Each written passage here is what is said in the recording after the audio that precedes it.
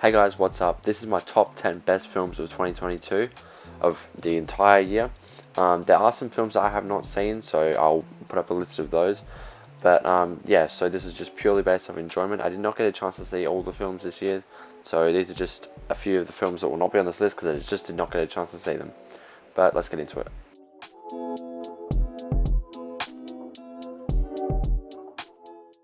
So my number 10th spot, we have Jordan Peele's newest film, Nope, which I love his previous two films, and I really enjoyed this movie.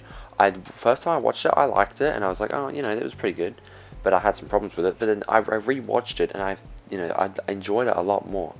And yeah, I just think it was great. It was amazing at building tension. Daniel Kaluuya and Keke Palmer were fantastic. The concept was great. The performances were great.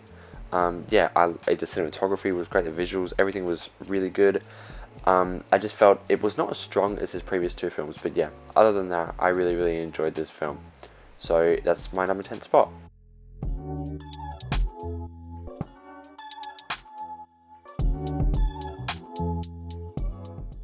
In number 9, we have Black Panther: Wakanda Forever.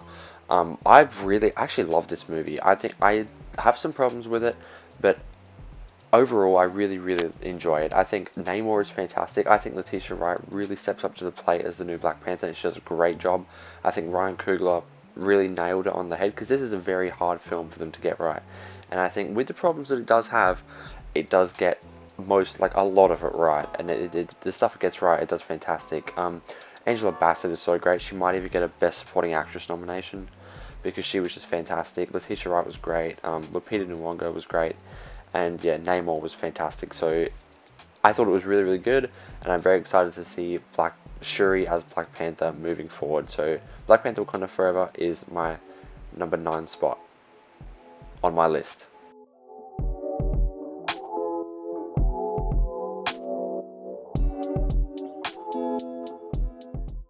So in 8th place, we have Turning Red. I wanted to put an animated film on here because I feel like I want to have some variety of the stuff that I've got on my list. And yeah, Turning Red was definitely the best animated film of the year. I think it was really great. It was so charming. All the characters were so colourful. They had such colourful personalities, and the animation style was fantastic. The same director of the Bao short film that Disney did was directed this, and that was fantastic.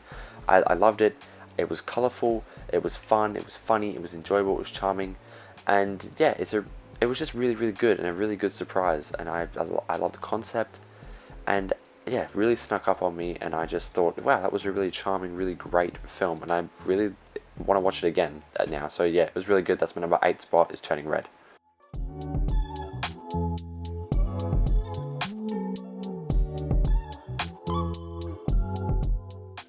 In number 7, we have Aubrey Plaza's Emily the Criminal. This is a great, just a short, 90-minute thriller starring Aubrey Plaza, who is fantastic in this movie, and she, gets involved with credit card fraud, and it's very tense, and it's really good at it's got this really good message about sort of, the people of that age with struggling with student loans and what people have to do for money.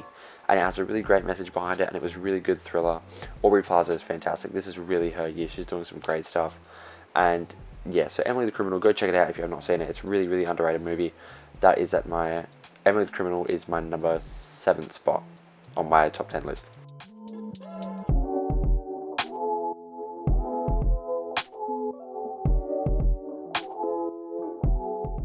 My number 6 spot is Glass Onion. I'm not going to talk too long about it because I did just post my review as my last video, so that review's up, so go check it out.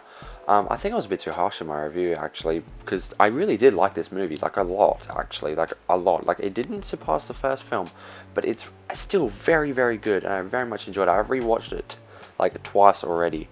I know that's kind of embarrassing to admit, but still, it's really great. Daniel Craig is fantastic. The entire cast is so great.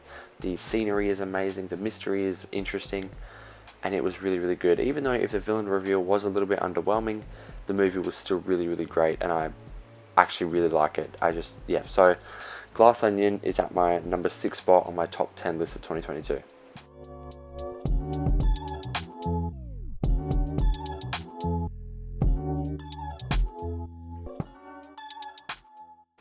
My we're at the halfway point, and my number 5 spot is Barbarian. I wanted to put a horror movie on here, so I put Nope as that one, as my number 10, and Barbarian as my 5th, because I loved this movie.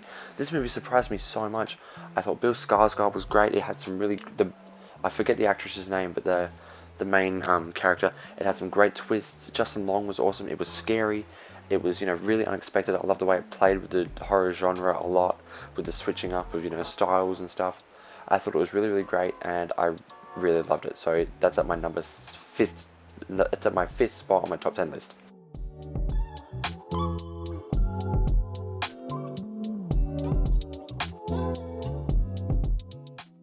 In my number 4th spot is The Banshees of Inisherin. I just watched this last week, and I thought it was absolutely fucking phenomenal. Colin Farrell and Brendan Gleeson. I'm pretty sure only one of them can get a nomination, but I hope it's at least one of them, because they are so good. And it's such an emotional movie. It's such a simple premise. It's like, this guy does not want to be friends, or Brendan Gleeson's character no longer wants to be friends with Colin Farrell's character, because he wants to move on with his life and do something meaningful. And we can all relate to that. Everybody's lost a friend, maybe not specifically under these circumstances, but everybody has lost a friend. And yeah, this movie I'm going to quote Jamie Lee Curtis on her Actors on Actors interview with Colin Farrell. This movie is so Irish. Like, it's very much Irish. It's got the spirit to it. It's fantastic performances. Barry Keoghan is in this, and he has one scene with Kerry Condon's character, and it's phenomenal. So if you've not seen this movie, go watch it. It's absolutely phenomenal. I know I've said that word a lot, but it's so good.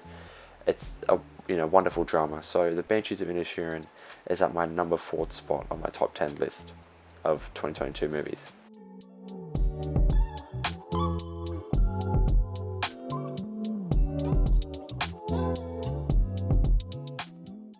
We're in the top 3 now, and it has to go to The Batman. The Batman is one of the best comic book movies I've ever seen. I have rewatched it like 4 times since it came on Netflix here in Australia, and I just love it so much. Robert Pattinson is so fantastic as Batman. He has such a great presence, such like an intimidating presence when he walks on screen. The mystery, the story of the Riddler, and how it ties back to the Waynes was so great. Paul Dano was fantastic. He's having quite a year as well, and yeah, it's visceral. It's like gut wrenching.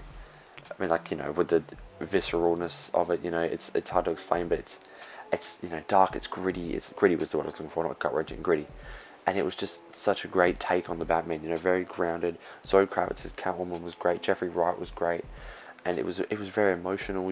Digging into the psyche of Bruce Wayne in his first early years as Batman was so good. And yeah, it makes me so excited for the sequel. It makes me... Colin Farrell, he's also having a great year. And so was Barry Keoghan. He was in this as well. Just in the end, like a post-credit scene. But Colin Farrell played the Penguin in this, and he was so fantastic. He's having a great year. And he looks so different in this than he does in Banshees.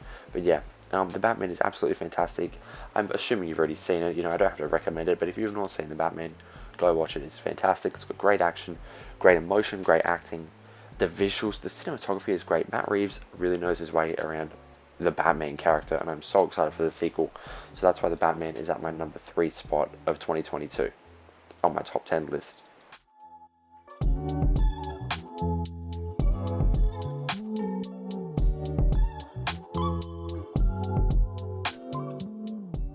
Now, in second place is The Fabelmans. Holy fuck, I watched this last week as well, and it blew me away. It absolutely blew me away. It has knocked Close Encounters out as my favourite Steven Spielberg movie, and it has now been replaced by The Fabelmans. I think that may just be recency bias, but I just loved it so much. It was so emotional, and it was long. Okay, listen, my only criticism would be that it's very long, but it's really great. It's filled with just joy and but also emotion. It mainly centers around Steven Spielberg when he was younger. Sam, I forget his last name, but it's Sam something, right? And it's about his mother, who I forget her name as well, but played by Michelle Williams. And it's Paul Dano's also in this, but it mainly centers around him and his mother, but in 2 separate stories, right? It also has Seth Rogen, and he's great. You would not expect Seth Rogen in this kind of role, but he was really, really good in this. But yeah, it's about Steven Spielberg finding his love of film, and it's sort of his own biopic on how he became who he is, and it's phenomenal, and it also there's an end, the line at the end of the movie where it's supposed to be John Ford, is that his name? Yeah, it's John Ford. At the end of the movie, where he gives Stephen the advice about if the horizon's at the top, if the horizon's in the middle, it's boring as shit. If it's at the top or the bottom, it's interesting. I thought that was really great. Paul Dano was so good. Michelle Williams, they were all so great. I don't have much time to talk about it, but if you've not seen The Fabelmans, go check it out. It's a fucking brilliant, brilliant movie, and I just can't say enough about it. It's my favourite Steven Spielberg movie of all time, and that is why it is number 2 on my top 10 list of 2022 movies.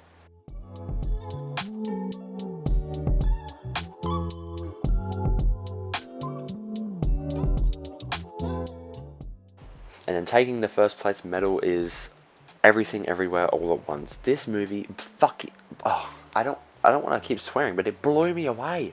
Like, quite literally blew me away. Like, it's so emotional, and it's so wacky and weird, and all of the wackiness and weirdness and craziness and absolute, craziness, like, Jesus Christ, is all, centered around and is all held to the ground by this emotional story of a family reconnecting and a mother and daughter, rekindling a relationship.